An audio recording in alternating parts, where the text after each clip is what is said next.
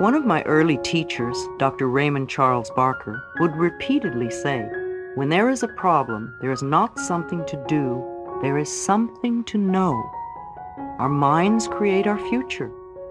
When we have something in our present that is undesirable, then we must use our minds to change the situation. And we can begin to change it this very second. It is my deep desire that the topic, how your thoughts work, be the very first subject taught in school. I have never understood the importance of having children memorize battle dates. It seems such a waste of mental energy.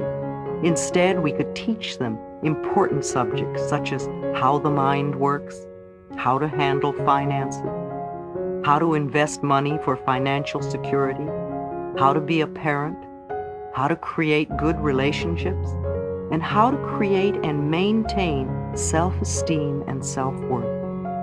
Imagine what a whole generation of adults would be like if they had been taught these subjects along with a regular curriculum. Think how these truths would manifest. We would have happy people who feel good about themselves. We would have people who are comfortable financially and who enrich the economy by investing their money wisely. They would have good relationships. They would be comfortable in parenthood and create another generation of children who feel good about themselves. Within all this, each person would remain an individual expressing their own creativity. There's no time to waste. Let's continue with our work. In the infinity of life where I am, all is perfect, whole, and complete. I no longer choose to believe in old limitations and lacks. I now choose to begin to see myself as the universe sees me, perfect, whole, and complete. I am now perfect, whole, and complete. I will always be perfect, whole, and complete.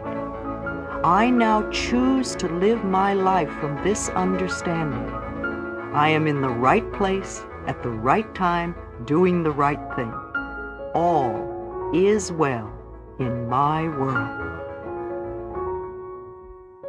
I see my patterns and I choose to make changes. We decide to change. Throwing up our hands in horror at what we may call the mess of our lives and just giving up are the ways many people react. Others get angry at themselves or at life and also give up. By giving up, I mean deciding it's all hopeless and impossible to make any changes, so why try?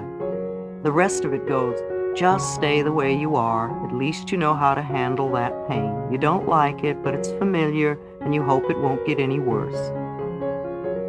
To me, habitual anger is like sitting in a corner with a dunce hat on. Does this sound familiar? Something happens and you get angry. Something else happens and you get angry again. Something else happens and once again you get angry. But you never go beyond getting angry.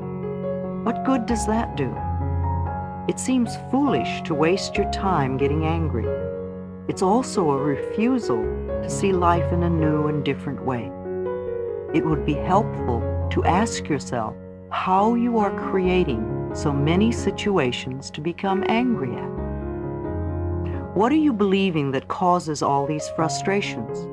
What are you giving out that attracts in others the need to irritate you? Why do you believe that to get your way, you need to get angry?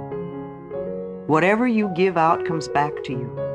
The more you give out anger, the more you are creating situations for you to get angry at, like sitting in a corner wearing a dunce hat, going nowhere. Do these statements bring up feelings of anger? Good. It must be hitting home. This is something you could be willing to change. Make a decision to be willing to change. If you really want to know how stubborn you are, just approach the idea of being willing to change. We all want to change, to have situations become better and easier. However, we do not want to change. We would rather they change. In order to have this happen, We must change inside. We must change our way of thinking, change our way of speaking, change our way of expressing ourselves. Only then will the outer changes occur. This is the next step. We are now fairly clear on what the problems are and where they come from. Now it is time to be willing to change.